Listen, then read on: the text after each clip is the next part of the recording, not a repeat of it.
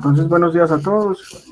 Hoy entonces vamos a dar la charla de anatomía sobre algunos aspectos anatómicos sobre la fijación lumbopélvica. Esta charla va a ser una charla corta y vamos a ser bien puntuales, pues como en los conceptos que debemos tener. Entonces, para empezar, les traje esta diapositiva en la cual quiero resaltar solamente que el anillo pélvico es una estructura sumamente importante en lo que concierne a la transmisión de fuerzas del esqueleto axial a los miembros inferiores. ¿Sí? Por tanto, esta estructura o este anillo pélvico está constituido por dos grandes huesos llamados ilios, ¿sí? Y los cuales están unidos al sacro por complejos ligamentarios muy fuertes que van a permitir grandes fuerzas de compresión y estiramiento, ¿sí?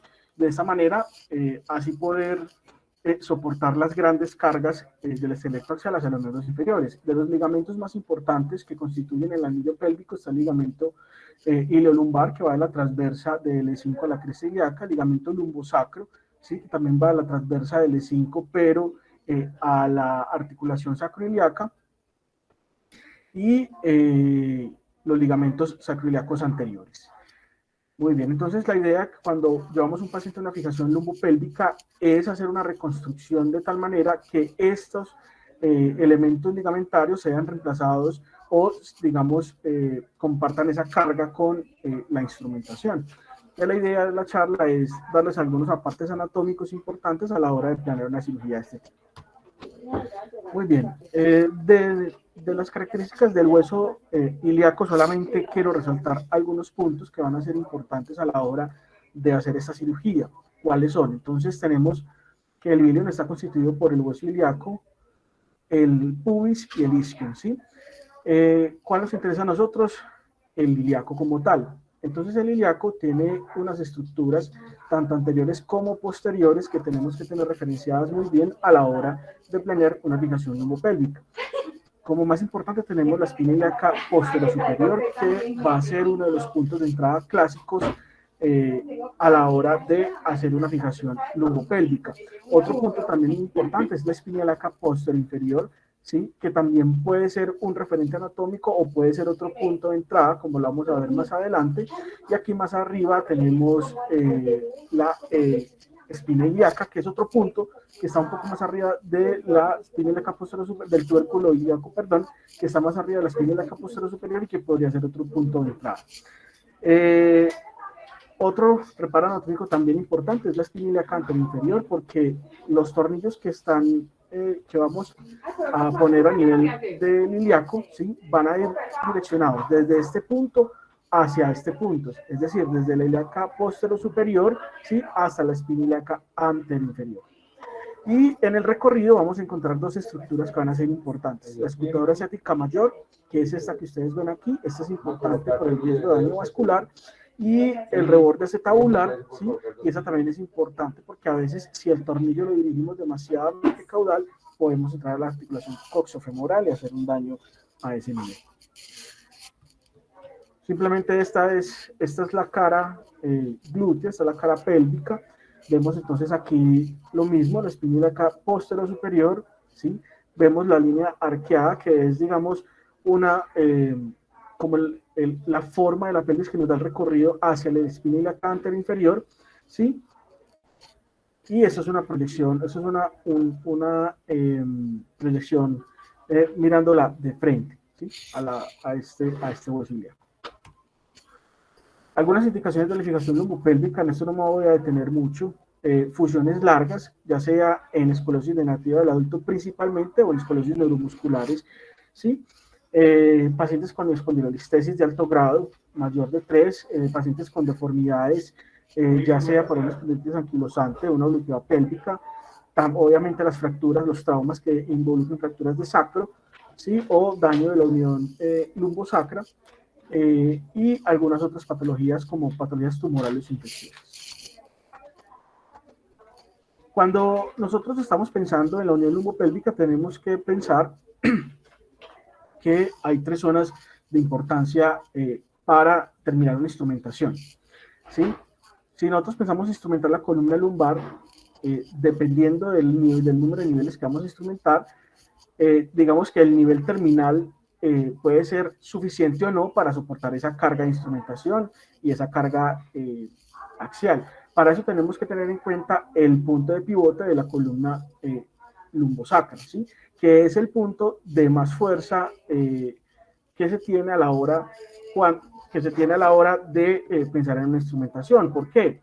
Porque si nosotros hacemos una instrumentación muy larga y solamente, por ejemplo, terminamos en un tornillo de S1, este punto de pivote va a ser demasiado fuerte, ¿sí? Para que este tornillo lo soporte, o soporte esa carga lumbar que estamos construyendo. Entonces, el riesgo de falla puede ser muy alto. Por eso este señor, digamos que describió 3 zonas de fijación distal de la columna lumbar, ¿sí?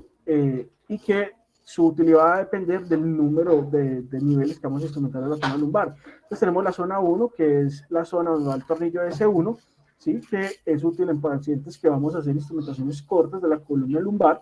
Está la zona 2, que son tornillos de S2 que pueden ayudar a darnos un poco más de soporte cuando hacemos instrumentaciones lumbares.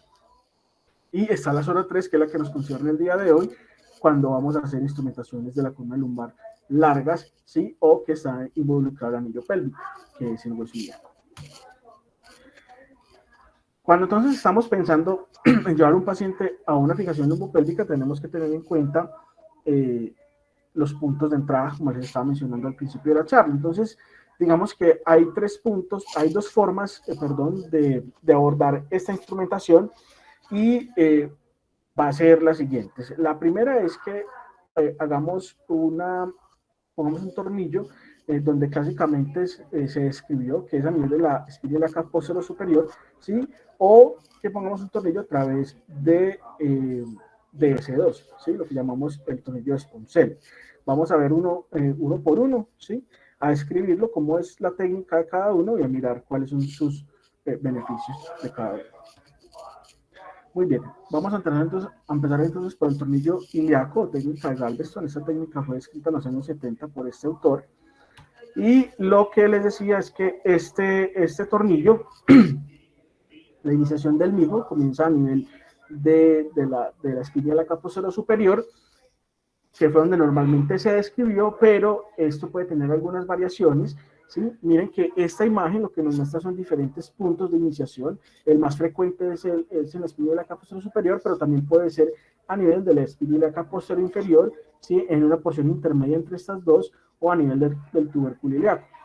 Miren que la dirección siempre va a ir hacia la espina ilíaca antero inferior, ¿sí? Siempre respetando la escotura estética mayor y nunca metiéndonos aquí al reborde de ese tabular. Esas son las trayectorias, esta que les estoy mostrando acá, esta primera viene del tubérculo ilíaco, ¿sí? Y aquí solamente lo que les quiero hacer caer en cuenta es que cuando nosotros pasamos un tornillo ilíaco vamos a tener 2 estrecheces importantes a la hora de pasarlo, y que nos pueden representar alguna dificultad cuando vamos a poner el tornillo a mano alzada con la guía o con la lesma.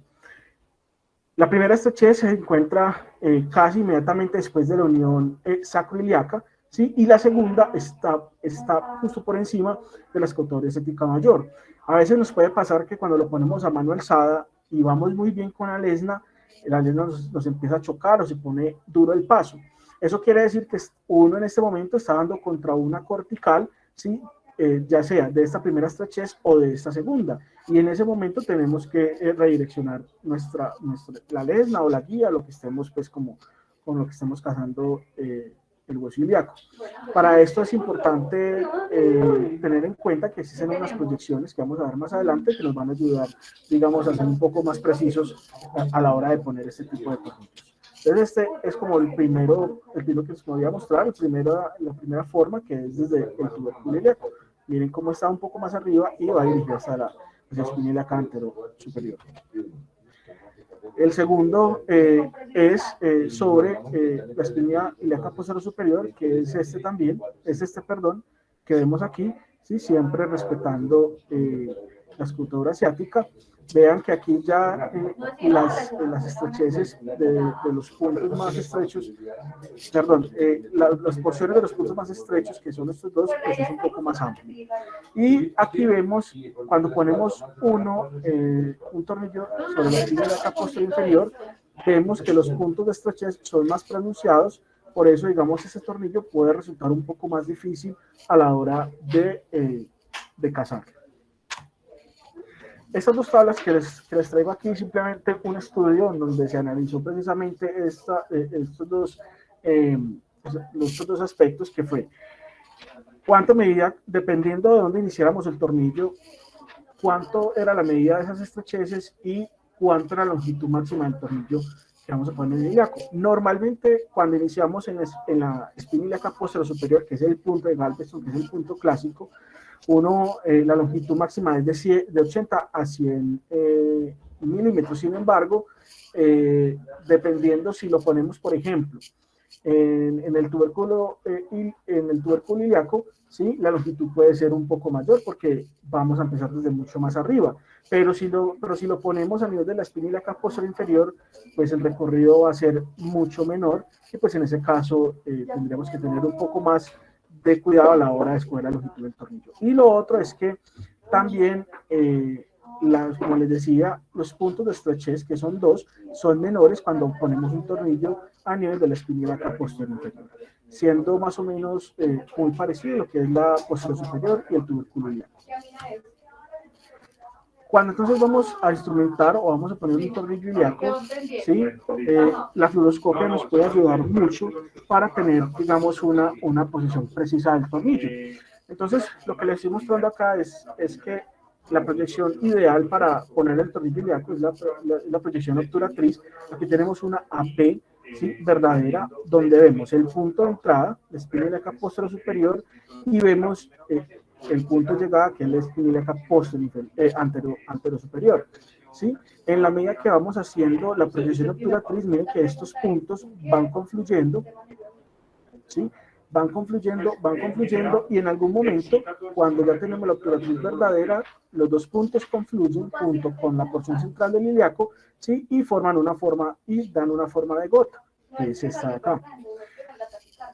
El punto seguro para poner ese tornillo es dentro de esta gota. Si la lesna, por ejemplo, cuando la estamos pasando, está lateral, está medial o está inferior a la gota, quiere decir que la dirección de ese tornillo probablemente está por fuera del camino que nosotros queremos. Entonces, el punto de seguridad es la gota que vemos aquí en la proyección obturatriz. Simplemente pues como una imagen donde les muestro el punto de entrada en la espina ilíaca posterior superior, la dirección hacia la espina ilíaca antero superior, ¿sí? Y el recorrido que normalmente hace el tornillo ilíaco, respetando siempre la escrutadora asiática mayor y el reborde acetabular. También la otra técnica que se ha descrito es la técnica S2 alar ilíaco o técnica Sponseller, que es una técnica un poco más reciente que la de Galveston. Entonces, para esta técnica tenemos que el punto de entrada está entre el foramen de S1 y S2, un poco más lateral, ¿sí? Y que la dirección, digamos, en sentido transverso va a ser más o menos de 40 grados. ¿Sí? Es una dirección que le damos y que nos podemos ayudar también de la proyección obturatriz. Siempre, como les decía, respetando la escrutadora asiática mayor y dirigido hacia la espina antero superior. Lo mismo tenemos de la proyección fluoroscópica, tenemos la obturatriz, tenemos la gota y siempre nuestro tornillo, nuestra guía o nuestra lesna tiene que estar dentro de esta gotica para poder asegurar que no estemos mediales en la escrutadora asiática, que no estemos en el reborde acetabular. Y esta es una imagen de más o menos pues como es la trayectoria de dichos tornillos. Esto es un estudio que se hizo en el 2017 donde se comparó qué técnica era mejor, si la técnica clásica de Galveston o la S2 alar ilíaco. En este caso se comparó en pacientes que tenían deformidades degenerativas del adulto, ¿sí? Y se escogieron 63 pacientes en un estudio retrospectivo. 17 fueron llevados a un tornillo ilíaco clásico de Galveston y 46 fueron llevados a un Sponseller. El objetivo era comparar cómo eran las complicaciones, las necesidades de reintervención y la corrección del balance sagital. ¿Qué mostró el estudio? Y es que sí hubo diferencias, principalmente en la necesidad de reintervención. Los pacientes que fueron llevados al tornillo clásico, ¿sí?, al de Galveston, tenían mayores tasas de reintervención, ya sea por infección referidos a disencia de la herida, porque recordemos que en esa posición los tornillos quedan, digamos, muy expuestos, o sea, casi no están cubiertos por el tejido muscular, y esto puede llevar a infecciones y a complicaciones. Y lo otro es que también hubo algo de diferencia en lo que respecta a las necesidades de reintervención por falta de la corrección del balance sagital. Sin embargo, esa diferencia no fue estadísticamente significativa. Muy bien, y para ir terminando tenemos que el otro método para uno, digamos, completar una estructura o una fijación lombopélvica, una instrumentación, es el tornillo ilosacro. Y es un tornillo muy importante porque es el que nos permite hacer una artrodesis triangular a nivel lombopélvico.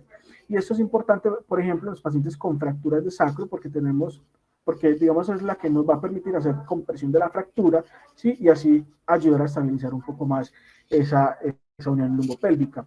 Entonces el tornillo ilosacro, aquí les voy a mostrar, es un tornillo que va de forma lateral, ¿sí?, y que su punto de iniciación es a nivel de forma lateral del anillo pélvico. Entonces, las tres proyecciones que se necesitan para poner un tornillo ilosacro son estas tres. Una verdadera lateral, ¿sí?, una salida de pelvis y una entrada de pelvis. En la verdadera lateral es importante porque esto nos va a permitir hacer un punto de iniciación muy preciso, ¿sí? Y en la salida de pelvis vamos a mirar los forámenes de emergencia del sacro, y en la entrada de pelvis el canal. Y de esta manera pasar el tornillo sin ir a afectar estas dos estructuras. Entonces, dentro de los pasos tenemos que el primer paso es localizar el punto de entrada. Digamos que para esto nos ayudamos de la lateral verdadera. Es importante que cuando hagamos la lateral verdadera, ¿sí?, las dos presas ilíacas tienen que estar completamente alineadas. No puede haber una más arriba que otra, ¿sí?, para poder tener un punto de entrada preciso. Y el punto de entrada va a ser lo más anterior posible en el cuerpo de S1, pero siempre por debajo de esta proyección de los ilíacos. Entonces, una vez tenemos el punto de entrada, ¿sí?, hacemos la incisión y pasamos una guía. Una vez entonces estamos en el punto como tal a nivel fluoroscópico, con una broca empezamos a hacer la perforación y el paso, y pasamos la articulación sacroiliaca, más o menos 1 centímetro. Una vez entonces la pasamos y sentimos que la pasamos, tomamos una P, miramos que realmente hubiésemos pasado la articulación sacroiliaca, y una vez vemos que pasamos, entonces ponemos la proyección de salida. ¿Para qué? Para identificar el foramen. Si la guía está encima del foramen, ¿sí?, tenemos que hacer una corrección de la guía que tenemos. Una vez entonces hacemos la corrección y sabemos que ya estamos por fuera del foramen, es decir, que no lo estamos violando, pasamos entonces a una proyección de entrada de pelvis y ya continuamos el recorrido hacia la porción central del promontorio.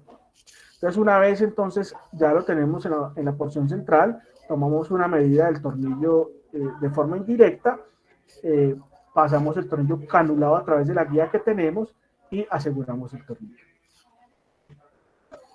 Como conclusión entonces de esta pequeña charla, tenemos que la fijación lombopélvica es una estrategia de gran importancia para manejar muchas de las patologías de la columna dorsolumbar, más que todo cuando tenemos instrumentaciones largas, ¿sí?, y grandes deformidades. La decisión de qué tipo de técnica, ya sea un tornillo ilíaco o un Sponseller, dependerá del paciente y la patología. Cuando es por trauma, pues el Sponseller no tiene mucha función, pero en las demás patologías, sea tumorales o enfermedad degenerativa, pues podemos jugárnosla por una o por otra dependiendo del tipo de paciente y de la anatomía que tenga. Y es importante estar familiarizado con la técnica de las proyecciones fluoroscópicas si queremos un buen resultado de nuestros pacientes. Bueno, muchas gracias. Esto era lo que les traía para hoy. Y perdón si de pronto fui muy rápido. No, Joan, muy bien. Corta, pero muy concisa. ¿Me volvés a explicar lo de la pelvis de salida y la entrada y cómo colocar el tornillo, por favor?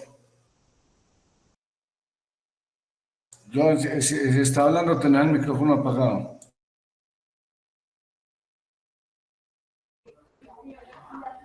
Perdón. Listo. Ahora sí se me escucha, profe. Sí, sí, señor. Listo. Entonces, cuando nosotros vamos a poner un tornillo sacro, la primera proyección que tenemos que tener en cuenta es la verdadera lateral, porque esa nos va a permitir localizar el punto exacto de entrada. ¿Cómo sabemos que tenemos una verdadera lateral? Porque miren que acá está esta sombrita, que son de los ilíacos, ¿sí? De la cresta ilíaca, y esta digo, de la línea ilíaca media, y esa sombrita nos va a permitir, cuando están alineadas, nos van a permitir saber que es una verdadera lateral. Si aquí vemos una sombra acá arriba y aquí vemos una sombra acá abajo, quiere decir que no hay una verdadera lateral y debemos corregir. Entonces, el punto de entrada para esta técnica es lo más anterior posible a nivel de C1, pero siempre por debajo de esta línea del ilíaco.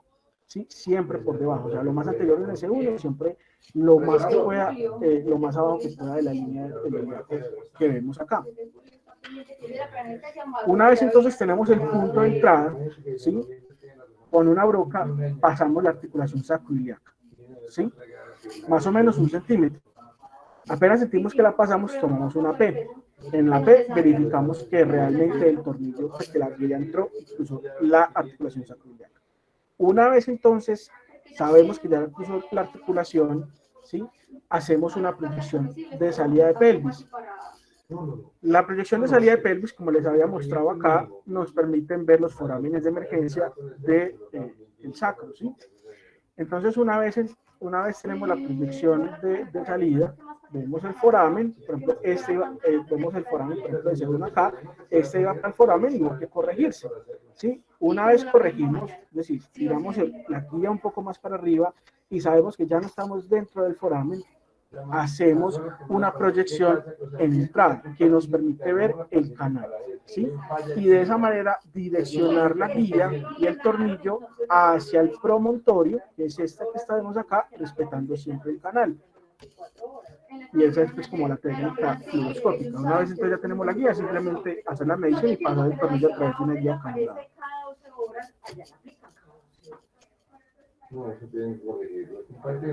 Listo, Joan. Muy bien. Me gustó mucho. Muchas gracias. ¿Alguien tiene algún comentario? Adelante. Joan, en las que has visto siempre haces la proyección para ver la goterita o lo pones simplemente por tacto. En los que has visto y has participado. No, siempre hacemos la proyección obturatriz. Yo la mayoría que he hecho los he hecho con el profe Gustavo y siempre lo hacemos con la proyección y realmente apenas uno tiene la proyección es muy fácil de poner.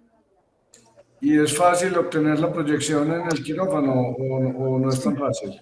Si tenemos una extensión de la camilla, que no me acuerdo cómo se llama en este momento, la extensión es una extensión que usan los ortopedistas de pelvis, es muy fácil porque el arco en se puede movilizar fácilmente y se le puede dar a las angulaciones necesarias de forma muy fácil. Pero si no, es muy difícil. Si no tenemos esa extensión de la camilla, es muy difícil. Listo, Joan. Muchas gracias. Feliz día.